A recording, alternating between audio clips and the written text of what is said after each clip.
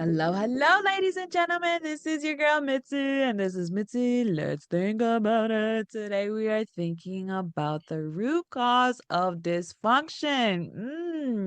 Isn't that a thinker? And luckily, I have Debbie here who's going to help us think about this in a whole new way. Oh my goodness, so excited, Debbie. So let's just dive right in because I want people to just start thinking about this. So when you hear the words, the root causes of dysfunction, what does that make you think about? Well, first of all, I'm a life coach and I'm doing executive behavioral coaching now, but I originally started as a life coach. So it really doesn't matter what the client is, what if it's, they're focusing on work or anxiety, or whatever, right? That's just irrelevant. That's just an outside force, right? Yeah. So the dysfunction, okay, the anxiety dysfunction, right? So I'm thinking of two words, okay? I'm thinking of anxiety, and because one of the things I do is I take them separate, okay, and then put them together. Okay. And that's how you're going to get really the solution, right? So Mm. if I need a solution, I need the problem, right? The root cause, the anxiety, right? And dysfunction, right? And then I want to know, is the client willing or wants to do something about this? Do they identify it? Okay, that it's really anxiety, it's dysfunction. Do they like it? Right? Because they might say, oh, I have it, but I like it. It's fine. Okay, then I'm like, okay, well, that's fine then. Right? But if they identify it as a problem, okay, or something that they um, just want to, maybe have a little parts of their life or something, right? That are not really um uh they're not happy in, right? Or they just want a part of it gone, Mhm. right? Not the whole thing, okay? Mm. And so I want to find out what exactly it is that they want, okay? So now they've identified it, this is what their goal is, okay? And that now I want to know, what does these things mean? Okay? So what is dysfunction? I mean, there's like, hundreds and hundreds and hundreds of reasons, right? Why, what dysfunction is and why we have it, right? And, why it's just there, right? Why it Yeah. exists, right? Mhm. And then why do they have anxiety? Okay. What's the problem there, right? So then I find out both of these things and then I put them together. Okay. The both problems and both, the whys, right? And what they Yeah. want to do. And to both those things. And then I put them together. And that is the way that I'm going to find the solution. Yeah, most definitely. And I like the way that you basically have to break it down because if we really get real, it's very subjective. You know what I mean? The root cause is going to be subjective. It's the dysfunction is going to be subjective. Goodness, I can't speak. But it all comes down to what does it mean for you? And I'm glad that that's how you said it because people really have to think about it. What is it? What is this triggering me? Where is my anxiety coming from? What do I identify as dysfunction? What does that mean to me? And that is a lot of things that people have to ask themselves. Like, what does that mean to me? How do I interpret my anxiety? And oh, and the fact that you even said, do you even want it gone or not? Oh, I love that statement because it's so real. People don't talk about the fact that they are okay in their dysfunction because they are comfortable with it. They have accepted it. And to get out of that dysfunction is now a disturbance of their chaotic peace. So yes, oh my goodness, I applaud you for bringing that out into the open because people really need to think about this. And it's like we really need to wonder where are these triggers coming from? You know what I mean? Where is it happening? Is it every time you get a coffee and the person looks at you crazy? You know what I mean? Like that can't really be a valid trigger. I mean, it can, but can't do you really want to soup that petty? Because that's so on the surface level. So it sounds like to me that you really go deep. You know what I mean? You make sure that with your clients, you get on a deeper level of life and understanding to really find the root cause. So I really want to know from you, Debbie, when did you realize for yourself that your anxiety and the dysfunction that was attached to it was a problem and that you can fix it?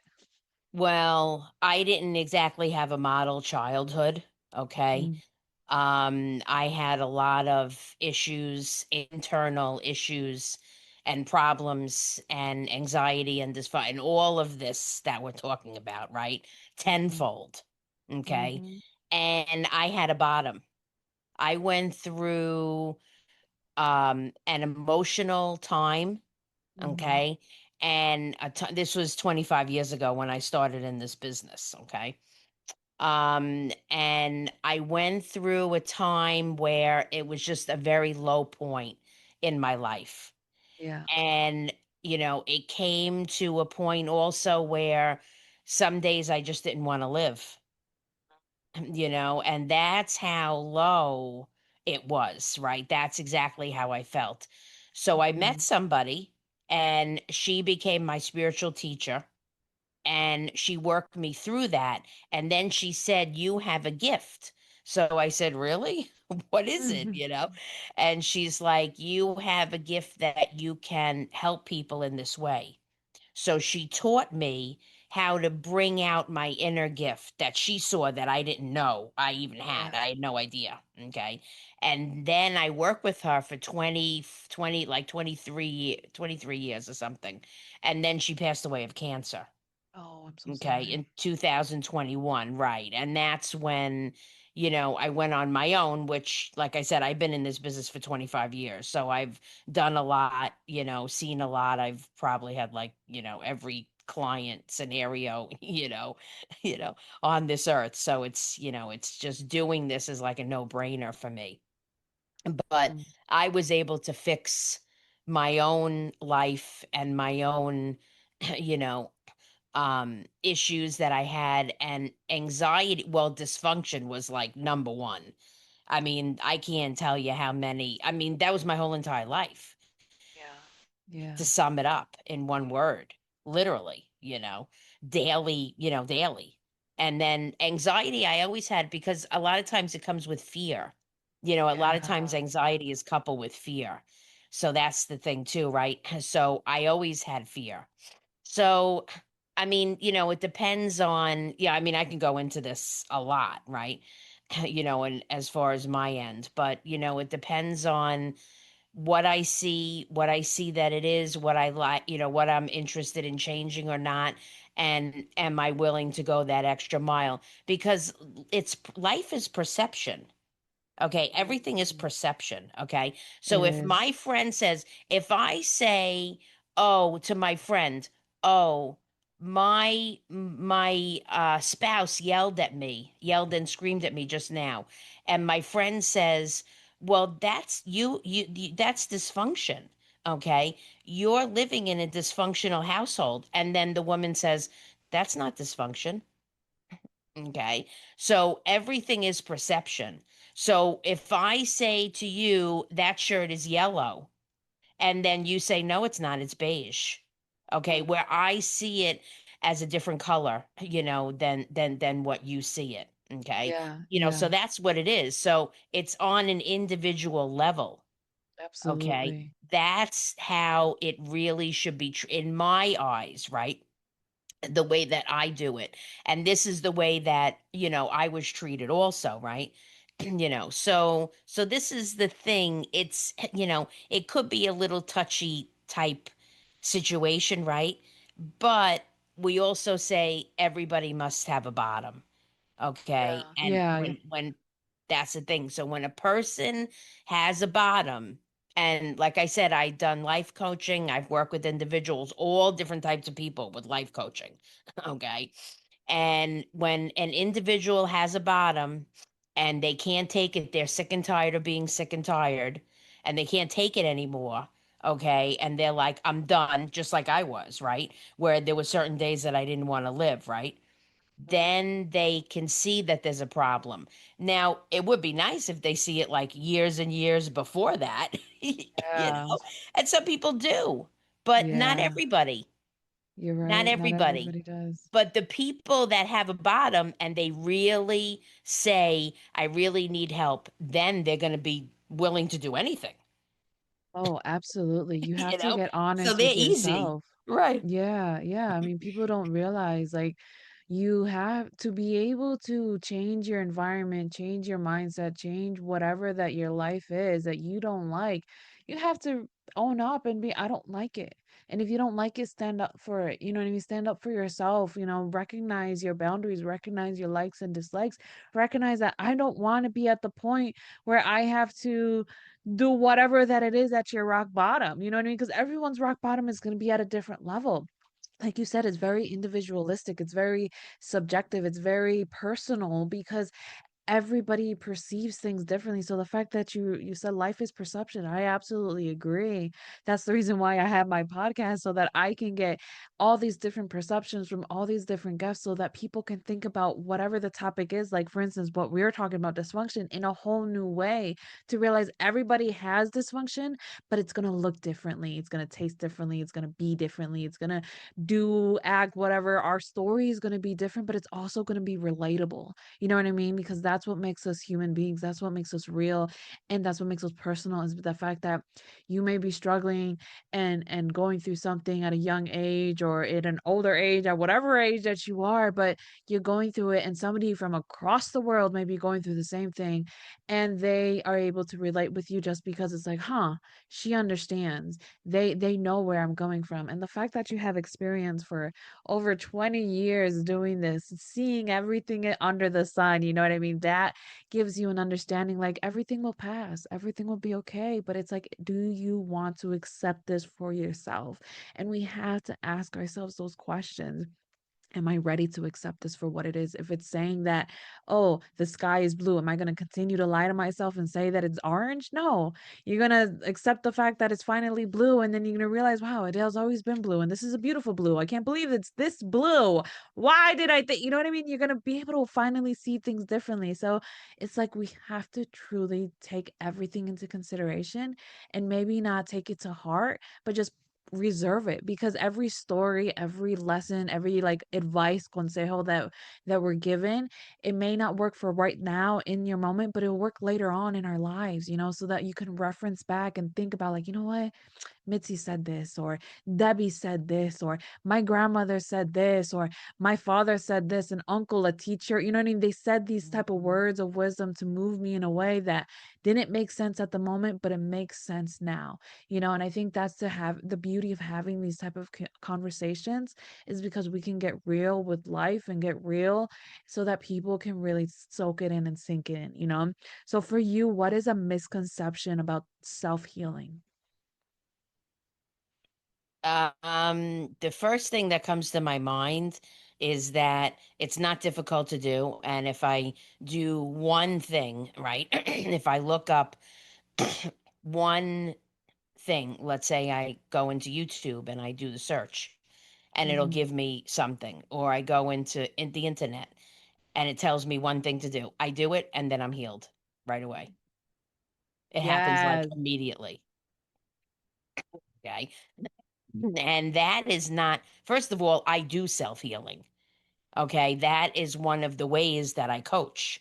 Okay, but it's done in 100 different ways. It's not done where, like I'm a healer, like a religious figure or something like that. This Yeah, is not the yeah. type of healing I do. But the point is that Yeah. there's a lot of things as far as that goes. But the point is that this is something, any type of healing, as far as I know, it takes a while to really work because it's a regiment and it has to be done every day, the same time, the same amount, like you brush your teeth, you wake up, you brush your teeth in the morning, you brush your teeth before bed. Do you brush your teeth during the day? Maybe. As far as I know, most people don't, but if you have like a problem with your gums or something, you might. But the point is that even if you do, you have a regiment, you have a time, right, that you do things. I have a time when I go to sleep at night. I have a time when I wake Yeah. up, right? Yeah.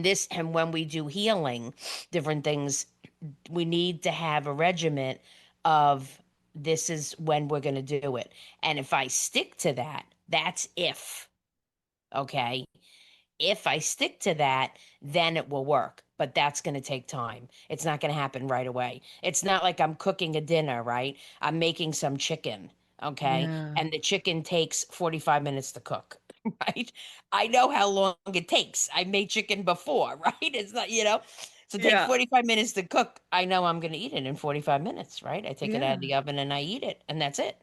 Yeah. That's not how it is with healing or any type of any work that I do, as far as I Yeah. know, any type of healing. But, I've had that really like a lot, like, oh, I'm going to do it. It'll work right away. No.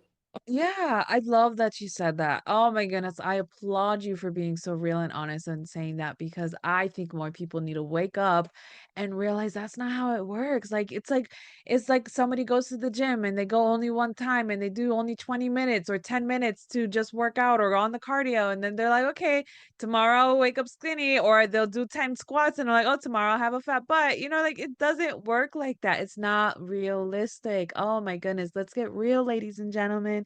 It takes time. It needs a routine. Your brain needs to know this is not a drill. This is part of our lifestyle because sometimes our body will go into a shock and they're like, oh, this is the first time they worked out all year or all their lives. Why are they working out? Then we must be in danger.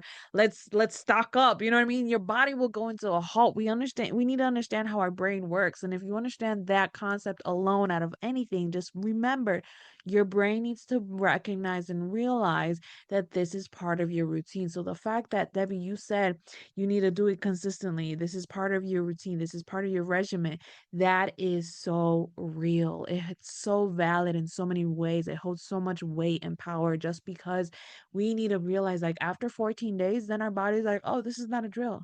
This is what we need to do. This is how we're going to work. Oh, this is how we're going to move.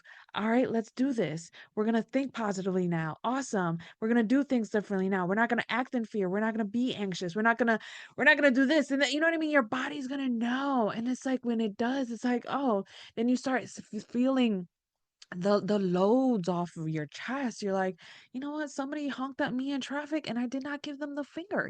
I am very proud of myself. Those little things, those little accomplishments that somebody else will dismiss, you can be proud of yourself and you should be proud of yourself because you could have honked and you could have had road rage and you could have cursed them out and you know what I mean? You could have followed them to their house and like crashed into their mailbox. I don't know. You could have done anything, but in reality, all you did was just keep driving and allow them to whatever. So it's just like we need to take that into consideration when it comes to self healing. We need to be patient with ourselves and give ourselves the grace that maybe I won't see it tomorrow, but in the future, I'll see the change. Maybe I won't see it tomorrow, but in the future, I will feel it and I will know it and it will be so different. And I think that is something beautiful because self healing takes time. And you're right, there's so many different ways to self heal and just because you do a Google search and find ten pages of all the different forms of healing, like we have to be realistic, we have to see what works for us, where it aligns with our morals and our values. And when you speak to somebody like Debbie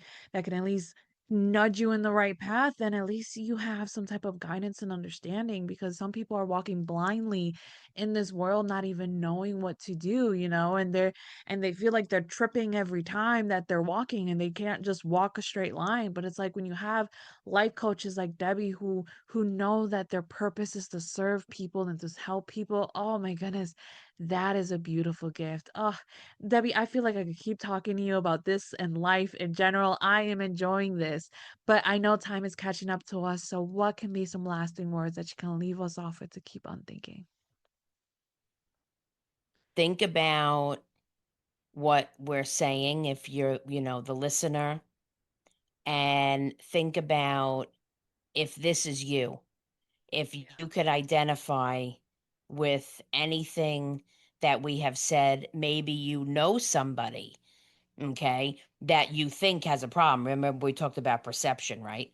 Yeah. But even that, if you want to reach a hand out to somebody, okay, maybe you're listening to this podcast because, you want to help somebody or whatever, right? It might not be you, right? But think about it, what you can identify with, and also what we talked about in the beginning, right? Do you think this is what it is? Do you need the help, right? Identify uh what it is exactly, and do you want it? What is your goal, right? What you know what's the goal here? And if Yeah. you can do that, then you maybe are ready. Not necessarily, okay? But it's a good beginning, right?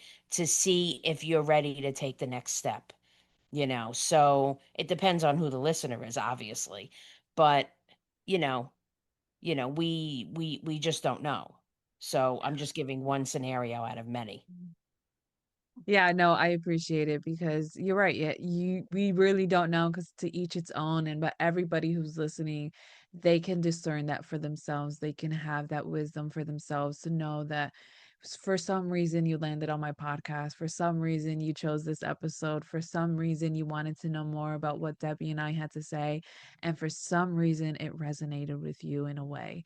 And if it resonated with you in a way and you enjoyed this conversation as much as I did, go check out Debbie. Go check her out. Go. What is the worst that can do? You think about it, you find out something that you knew you needed, or you know what I mean? Anything could happen. So please go check her out. I have her websites and the link in the audio. I mean, in audio and YouTube if you're listening through those platforms. You can find it on the description. And if you're on my website, just find her photo, click on it, and it goes directly to hers with all this great content, with all this great information, just so that you can continue on thinking. Because isn't that the point? Yes, it is. So, with that being said, bye.